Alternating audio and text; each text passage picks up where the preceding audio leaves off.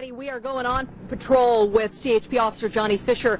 We are outside the studio right now because you brought one big prop for us, Johnny. Yes, and a very important reminder. Yes, St. Patrick's Day is coming up, and so the CHP just wants to remind everybody while we're out there and you're having a good time with friends and family.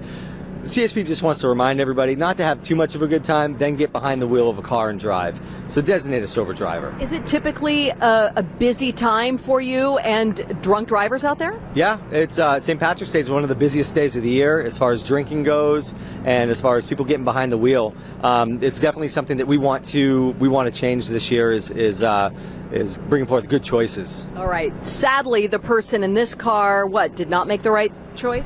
Yeah, actually 13 years ago today, this crash happened on March 12th, 2003, out in the Avenal area, and this was the result of a DUI driver. But not only drunk with alcohol, but also on drugs. Meth? Yeah, you can, any substance taken into the body that impairs your ability to operate a motor vehicle is, considered impaired. So you can definitely get a DUI for something like that. Okay, the person who was in this car died. Yes, ma'am. Sadly, and we're seeing way too many deaths out there these days.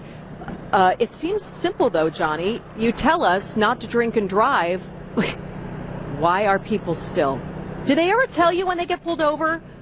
There are often times where people will just say, "Take me." Yep, I've had too much, or then there's others that try and lie their way out of it. There's a lot of different things that happen when you're out there, and people trying to get away with doing negative things. But and we lose thousands of people nationwide just due to this thing that can be averted so easily. Totally avoidable.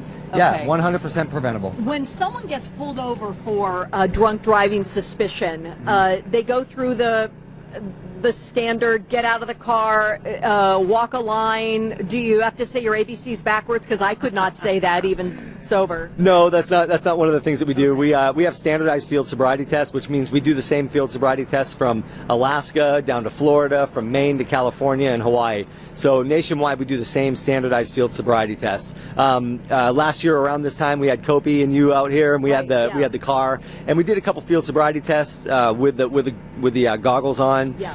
So those are just some of the tests, like the walk and turn, and we check eyes. We check for clinical symptoms, signs and symptoms, so things that you can't control on your body, as well as psychophysical stuff, so mind and body. Okay.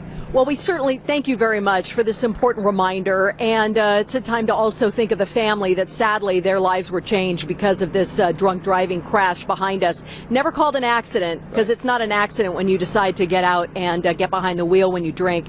If you'd like any more information about the California Highway Patrol and so many other ways that you can stay safe on the roads, just go to kmph.com and click the On Patrol tab from the Great Day drop-down menu. Kopi, back to you. All right. Thank you, Kim.